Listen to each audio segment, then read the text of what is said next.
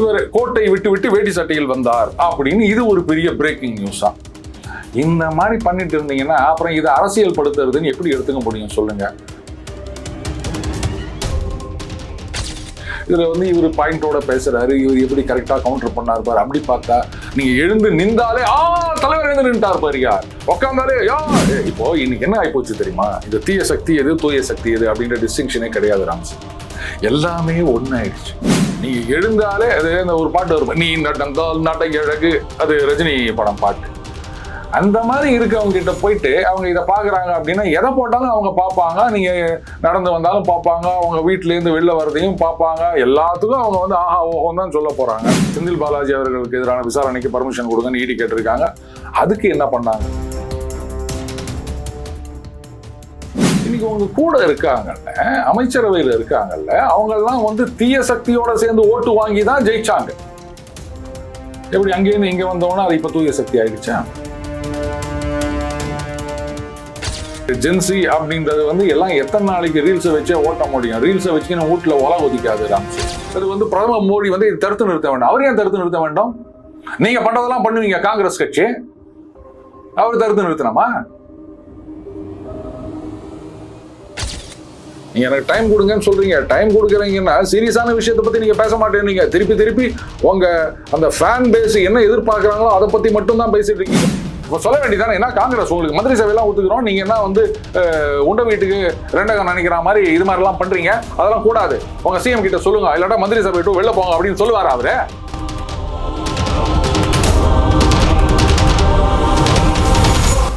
Spectrum Tamil நேயர்களுக்கு வணக்கம். நம்மோடு அரசியல் விமர்சகர் டெய்லி பஞ்சாருன்னு இருக்கிறார், பேசலாம் சார். வணக்கம். வணக்கம் ராம்ஸ்.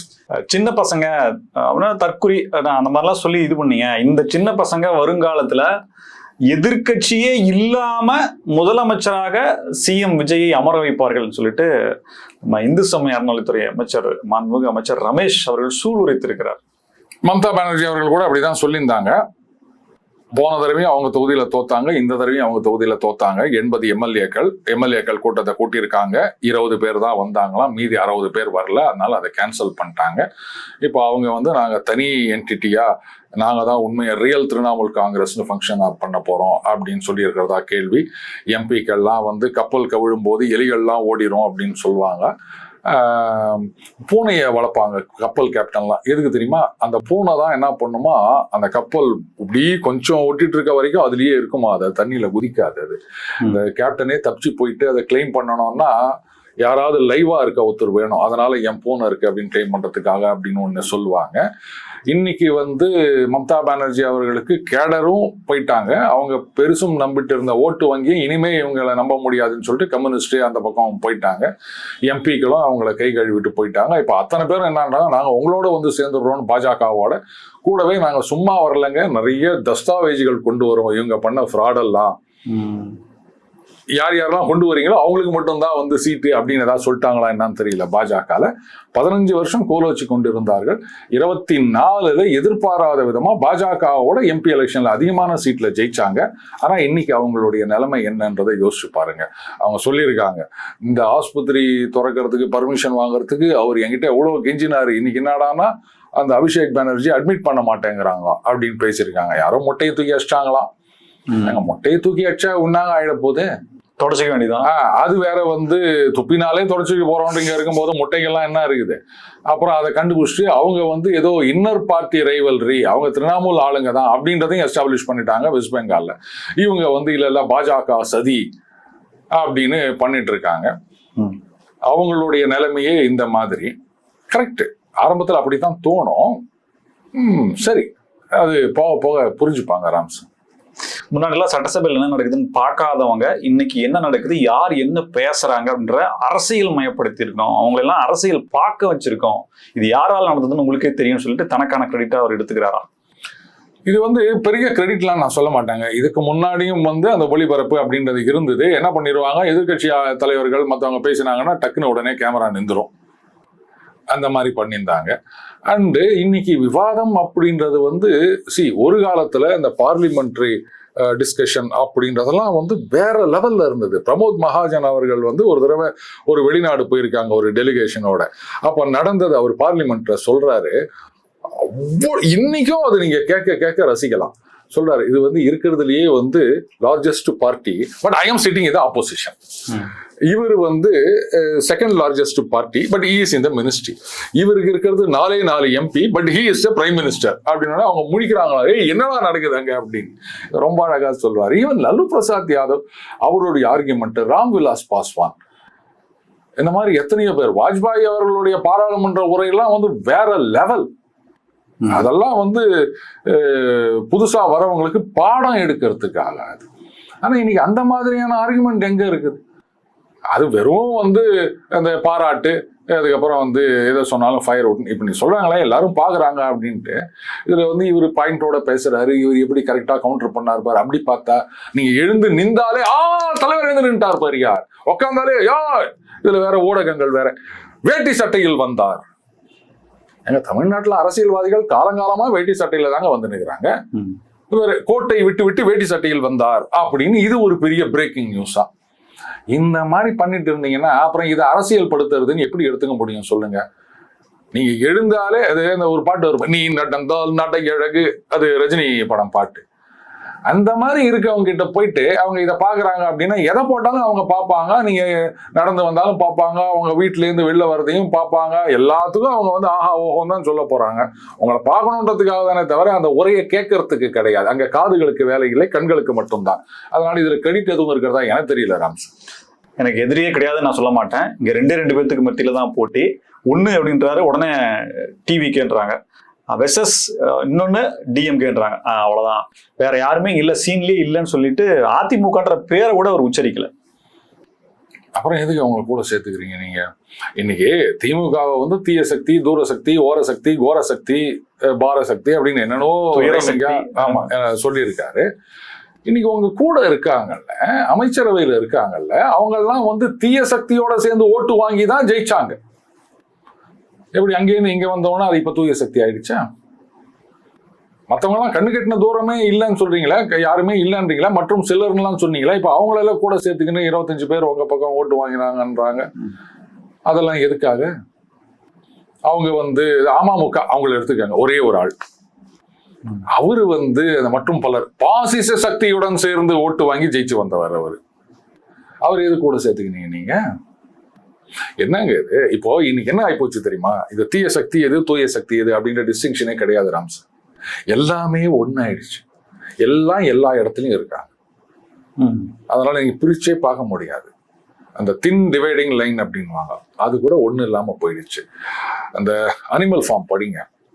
பெரிய புரட்சி எல்லாம் நடந்த பிறகு கடைசியா அங்க இருக்கிற விலங்குகள்லாம் வந்து அந்த பழைய முதலாளியோடைய அந்த வீட்டுக்குள்ள பார்க்கும்போது அந்த கம்யூனிச புரட்சி செய்தவர்கள், அதுக்கப்புறம் அந்த புரட்சிக்கு எதிரானவர்கள்னு சொல்லப்படுபவர்கள், இந்த கேபிட்டலிஸ்ட் வெர்சஸ் கம்யூனிஸ்ட் அந்த யுத்தம் இருக்கு இல்லையா, எல்லாம் ஒன்னா இவங்க கண்ணுக்கு தெரிவார்கள். அந்த மாதிரி தான் என் கண்ணுக்கு தெரியுது. இதுல யாரு திமுக, யாரு அதிமுக, யாரு தாவேகா, யாரு பாசக, எந்த வித்தியாசமும் இல்லை ராம்ஸ். அந்த வித்தியாசங்கள் எல்லாம் அழிந்து எல்லாம் ஒன்றாகி விட்டதுன்றதுதான் நான் பாக்குறேன். அது இவங்க டிவிக்கு ஆட்சிக்கு வந்த பிறகு இங்கிலீஷ் தமிழ் கலந்த ஜென்சிக்காக சில இதெல்லாம் பண்றாங்களே, அதுவா? அது இல்ல. அடுத்து இந்த ரியாலிட்டியை மனசுல வச்சுட்டு ரீல்ஸ் போடுறாங்களே, அதை சொன்னாங்களா? அதுவும் இல்ல. முன்னாடி சட்டசபையில யார் என்ன செஞ்சாங்களோ அதை கவனிக்காதவங்க எல்லாம் இன்னைக்கு பண்றாங்கன்ற மாதிரி அதை எடுத்திருக்காரு. இதுக்கு அப்படியே பதிலா திமுக ஜென்சி மாநாடு ஒண்ணு நடத்திருக்கு. அப்படின்னா டிவிக்கே தான் ரூலரா இருக்கிறாங்களா அப்படின்ற கேள்வி இங்க வருது. அது அவங்க வந்து அந்த மாதிரி பண்றாங்கன்றதுக்காக இவங்களும் அதே மாதிரி பண்றது வந்து சரியில்லை ராம்ஸ். இப்போ எம்ஜிஆர், சிவாஜி, ரஜினி, கமல், இப்படி இரு துருவங்கள்னு இருந்தது. இப்போ எம்ஜிஆருக்கு பாப்புலாரிட்டி அதிகம் அப்படின்றதுக்காக சிவாஜிங்க வந்து இப்படி கையை ஆட்டின்னு பாட்டு பாடிந்தாருன்னா அது ஒர்க் அவுட் ஆகியிருக்குமா? அதே மாதிரி முத்து அப்படின்னு ஒருத்தரை கொண்டு வந்து அதெல்லாம் ட்ரை பண்ணாங்க, வேலைக்கு ஆகல. அது அவர் பாணி, இது இவர் பாணி. சிவாஜியோடைய ஸ்ட்ரென்த் அப்படின்றது நடிப்பு. அங்க அவருக்கு வந்து அது வேற மாதிரியான ஒரு கரிஸ்மா. இவங்க ரெண்டு பேரும் அவங்கவுங்க டொமைன்ல இருக்கிற வரைக்கும் தான் அது கரெக்டா இருக்கும். அதே மாதிரி ரஜினி வந்து இப்ப கமல் வந்து ரஜினி மாதிரி நான் ஸ்டைல் பண்றேன் அப்படின்னு வச்சுட்டு பண்ணா அது சரி வருமா? அவர் பாணியில அவர் பண்ணணும். அதுல அவரு பெரிய அளவுல வரணும். வந்திருக்காங்க ரஜினியும் சரி கமலும் சரி, ரெண்டு துருவங்கள். அப்படிதான் பார்க்கணுமே தவிர அவங்க ஜென்சியை பண்றாங்கன்ற நீங்களும் ஜென்சியை கொண்டு வரோன்றது எனக்கு சரியா தோணலை. தப்பு பண்றாங்க மறுபடியும் திமுக. சிம்பிளா சொல்லணும்னா இப்படிதான், அவங்க ஒரு ஸ்பின்னரை இறக்கினாங்கன்னா நீங்களும் ஸ்பின்னரை இறக்காதீங்க, அந்த ஸ்பின் அடிக்கிற பேட்ஸ்மேனை கொண்டு வாங்க. அதை பண்ணாம இவங்க தப்பு பண்ணிட்டு இருக்காங்க. உங்க ஸ்ட்ரென்த்துக்கு பிளே பண்ணுங்க. ஏன்னா இந்த ஜென்சி அப்படின்றது வந்து எல்லாம் எத்தனை நாளைக்கு ரீல்ஸை வச்சே ஓட்ட முடியும்? ரீல்ஸை வச்சுக்கின்னு வீட்டுல ஒல ஒதிக்காது ராம்ஸ். அதை நீங்க யூட்டிலைஸ் பண்ணணும், எக்ஸ்ப்ளாய்ட் பண்ணணும். அதை விட்டுட்டு நானும் இந்த மாதிரி பண்றேன் அப்படின்னு ரீல்ஸ்ன்னு போட்டு போனீங்கன்னா சரி, உங்க முன்னாள் முதலமைச்சர் போடாத வீடியோவா ரீல்ஸுக்கு பதிலாக அவங்க வந்து இப்படி 16:9 16:9 அந்த ஃபார்மேட்ல போட்டாங்க, இவங்க 9:16 போடுறாங்க. அவ்வளவுதான் வித்தியாசம். அது எடுபடல் இல்ல. அப்ப பிரச்சனை எங்கன்னு அதை பார்க்கணுமே தவிர நானும் ஜென்சியை இறக்குறேன் அப்படின்னா அது வந்து இன்னைக்கு இவங்க சொல்லியிருக்காங்க தாவேகா வெர்சஸ் திமுக அப்படின்னு. என்னை பொறுத்த வரைக்கும் எல்லாம் அதிமுக காணாம போயிடுச்சுன்னு நினைச்சுக்கிறீங்க. திமுக காணாமல் போய்விட்டது. அதை இன்னும் வேகமா அழிக்கலாம் தாவேகா நினைப்பாங்களான்னு எனக்கு தெரியல. கோட் சூட்டு போட்டு வர்றதை பத்தின பிரச்சனைகளுக்கு அவரே பேசியிருக்காரு. நான் என்ன கலரா போட்டு வர்றேன், 2 கலர் பிளாக் அண்ட் ஒயிட், அதுவும் எதை குறிக்குது அப்படிங்கிறது உங்களுக்கே தெரியும் அப்படின்னு சொல்லி ஒரு எழுச்சி உரையினுடைய ஒரு பகுதியாக சொல்லியிருக்காரு. ஏங்க இதெல்லாம் ஒரு விஷயமாங்க? எனக்கு புரியல. நீங்க கோட்டு சூட்டு போட்டு வாங்க, இல்ல வந்து வேட்டி சட்டை கட்டிட்டு வாங்க. இன்னைக்கே பாத்தீங்கன்னா அரசியல்வாதிகள் நமக்கு வந்து இன்னும் கேரளால அதை ஃபாலோ பண்ணிட்டு இருக்காங்க, வேட்டி சட்டை அப்படின்னு அரசியல்வாதிகள். நம்ம தமிழகத்துல வந்து கொஞ்சம் வருஷம் முன்னாடி வரைக்கும் வேட்டி சட்டை தான் இருந்தது. அதுக்கப்புறம் போன தடவை முதலமைச்சரே பேண்ட் போட ஆரம்பிச்சிட்டாரு, வேட்டி எல்லாம் கட்டுறது கிடையாது. இது ஒரு பெரிய விஷயமே இல்லை. இதுக்கு எதுக்கு விளக்கம் கொடுத்துட்டு இருக்கணும் அப்படின்னு? ஏன் கோட்டு சட்டை போட்டுன்னு வரக்கூடாதுன்னு ஏதாவது சட்டமா? இப்ப பார்லிமெண்ட்ல வரவங்க எல்லாம் என்ன போட்டு வராங்க, நார்த்ல என்ன போட்டு வராங்க? இப்ப காவலர்கள்னா போலீஸ்காரங்களுக்கு ஒரு யூனிஃபார்ம் இருக்குது, இந்த டாக்டர் நர்ஸுங்களுக்கு அந்த ஒரு இது இருக்குது. அரசியல்வாதிகளுக்கு யூனிஃபார்மே கிடையாது, எஜுகேஷன் குவாலிஃபிகேஷனும் கிடையாது, யூனிஃபார்மும் கிடையாது, ஒன்றும் கிடையாது. ஒரு டீசெண்டா ஒரு ட்ரெஸ் போட்டு வரணும், அவ்வளவுதான். இதுக்கு விளக்கம் கொடுக்கறதுன்றது மறுபடியும் for the fans, by the fans, of the fans. அவங்களுக்கு மட்டும்தான். பொதுமக்களை யாராவது கேட்கறாங்களா நீங்க ஏன் கோட்டு சூட்டு போட்டு வந்தீங்க அப்படின்னு? யாரும் கேட்கறது கிடையாது. அதிமுக அதுக்கு ரிப்ளை பண்றேன், நீங்க கோட்டு சுட்டு போட்டு வாங்க, போயஸ் கார்டன்ல வீடு வாங்க, என்னமோ உலகமே உங்களை மட்டும்தான் சுத்தி வர்ற மாதிரியான ஒரு மாயை ஏற்படுத்திக்கிட்டு ஏன் அப்படி அலப்பறை பண்றீங்க, எக்ஸாக்ட்லி நச பேசிட்டு இருக்கீங்கன்னு சொல்லி ரிப்ளை கொடுத்திருக்காங்க. இப்போ ஒரு காலத்துல நான் பார்த்தேன், நான் சில ரீல்ஸ் எல்லாம் தாவேகாக்கு வந்து இது இப்படியா, அது என்ன சிம்பிள் காமிக்கிறாங்களே, அது என்னது, அது எனக்கு வரல பாது, அது ஏதோ லவ் சிம்பலா, இப்படியா சார், அன்பு, இப்படியா, சரி லவ் அது, ஓகே. அப்படி போட்டவங்க எல்லாம், தாவேக்காக போட்டவங்க எல்லாம் இன்னைக்கு வந்து ஐயோ கரண்ட் இல்லையே, நான் வந்து மொட்டை மாடியில உட்காந்துட்டு இருக்கேனே அப்படின்னு போட்டுட்டு இருக்காங்க அப்படின்னு சில ரீல்ஸ் ரெண்டுத்தையும் எடுத்து போட்டு சில பேர் டிஎம்கே சைட்ல நினைக்கிறேன், பாருங்க அன்னைக்கு எப்படி பேசினாங்க இன்னைக்கு எப்படி பேசினாங்க அப்படின்னு. சரி, இந்த மாதிரி ரீல்ஸ் போடுறதுனாலேயே எத்தனை நாள் இருக்கிற பிரச்சனைகள் எல்லாம் நீங்க முடிச்சிட முடியும்னு நினைக்கிறீங்க? அல்டிமேட்லி தண்ணி வேணும், சாப்பாடு வேணும், கரண்ட் வேணும், பஸ் வேணும். இன்னைக்கு அதை பத்தி எல்லாம் யாரும் பேசுறதா இல்ல. கோட்டு சூட்டு போட்டு வந்தேன் அப்படின்னு சொல்றாரு. அப்ப அந்த சட்டம் ஒழுங்கை பத்தி எவ்வளவு கேள்விகள் எழுப்பப்படுகின்றன? ஏதாவது சொன்னாரா? இந்த போதை கலாச்சாரம் தான் எல்லாத்துக்கும் காரணமாக இருக்கின்றது. இப்போ அந்த அமைச்சர் சொல்றாரு பாருங்க, டாஸ்மாக மூணுனா பிரச்சனை தீந்துருமானா தீராது. கஞ்சா வரும், போதை வரும். இப்ப டாஸ்மாக் திறந்து தானே இருக்குது. தமிழகத்தில் கஞ்சாவே இல்லாம முடியுமா? பீகார்ல சரக்கு கிடையாது, ஏன்னா எல்லாரும் அப்படியே போயிட்டாங்க. இல்ல எல்லாரும் வந்து அதர் ஸ்டேட்டுக்கு கொடுத்தன போயிட்டாங்களா? பக்கத்துல இருக்குது, நான் அங்க போயிடுறேன் அப்படின்னு சொல்லிட்டு ஓவர் நைட் எல்லாத்தையும் மூடல அவரு. இதெல்லாம் வந்து சும்மா ஒரு சாக்கு போக்கு சொல்லிட்டு பண்ணலாம் அப்படின்னு நினைக்கிறாங்க. வெறும் ஆப்டிக்ஸ் மட்டும் தான் இங்க இருக்குது. இது ரொம்ப நாள் நீடிக்காது ராம்ஸ். நீங்க எனக்கு டைம் கொடுங்கன்னு சொல்றீங்க, டைம் கொடுக்குறீங்கன்னா சீரியஸான விஷயத்தை பத்தி நீங்க பேச மாட்டேங்க. திருப்பி உங்க அந்த ஃபேன் பேஸ் என்ன எதிர்பார்க்கறாங்களோ அதை பத்தி மட்டும் தான் பேசிட்டு இருக்கீங்க. மக்களுடைய பிரச்சனைகளை பத்தி என்ன பேசினாருன்னு சொல்லுங்க. இந்த கரண்ட் விஷயத்தை பத்தி என்ன பேசினாங்க? ஏதாவது பண்ணாங்களா? அடுத்தது இப்போ அந்த மழைநீர் வடிகால், அதெல்லாம் பாத்தீங்கன்னா ஜூன் மாசத்துல ஆரம்பிச்சு டெண்டர் விட்டு அதுக்கு ரெடியா இருக்கணும். அதை பத்தி யாரும் கவலைப்பட்டதா? ட்ரெடிஷனலா கன்வென்ஷனலா பண்ற விஷயங்களே கூட அவங்க ஃபாலோ பண்றாங்களான்றது. மக்கள் பிரச்சனைக்கு இவங்க முக்கியத்துவம் கொடுக்க மாட்டேன்றாங்க. ஆப்டிக்ஸ் வேற ஏதோ தான் பேசிட்டு இருக்காங்க. அவங்க ஃபேன்ஸ் அவங்கள வந்து சந்தோஷப்படுத்த வேண்டும், அவங்க வந்து சந்தோஷமா இருக்கணும், இதை பத்தி தான் கவலைப்படுறாங்களே தவிர உண்மையான பிரச்சனைகள் கேட்டா 6 மாசம் டைம் கொடுங்க. சரிங்க, அந்த பிரச்சனையை ஏதாவது ஒண்ணு நீங்க சொல்லணும்ல. எத்தனை பிரச்சனைகள் இருக்கு. இப்ப மேகதாது அந்த பிரச்சனை எடுத்துக்காங்க, பிரதமர் கிட்ட போயிட்டு லெட்டர் கொடுத்துட்டு வந்திருக்கீங்க. ஏன் காங்கிரஸ் அவங்க மந்திரி சபையில தானே இருக்காங்க. மாணிக்கம் தாகூர் சொல்றாரு இது வந்து கூட்டாட்சி தத்துவத்திற்கு எதிரானது அப்படின்னு. ராகுல் காந்தி போற இடத்துல எல்லாம் வந்து பாஜக கூட்டாட்சி தத்துவத்திற்கு எதிரானதுன்னு சொல்லி நிக்கிறாரு. உங்க மாணிக்கம் தாகூர் வந்து கர்நாடகத்தில் இருக்க காங்கிரஸ் அரசாங்கத்தை பத்தி ட்வீட் போடுறாரு, கூட்டாட்சி தத்துவத்துக்கு எதிரானது அப்படின்னு. அப்ப சொல்ல வேண்டியதானே, என்ன காங்கிரஸ் உங்களுக்கு மந்திரி சபையெல்லாம் ஒத்துக்கிறோம், நீங்க என்ன வந்து உண்ட வீட்டுக்கு ரெண்டகம் நினைக்கிற மாதிரி இது மாதிரி எல்லாம் பண்றீங்க, அதெல்லாம் கூடாது, உங்க சிஎம் கிட்ட சொல்லுங்க, இல்லாட்டா மந்திரி சபை விட்டு வெளில போங்க அப்படின்னு சொல்லுவாரு அவரு.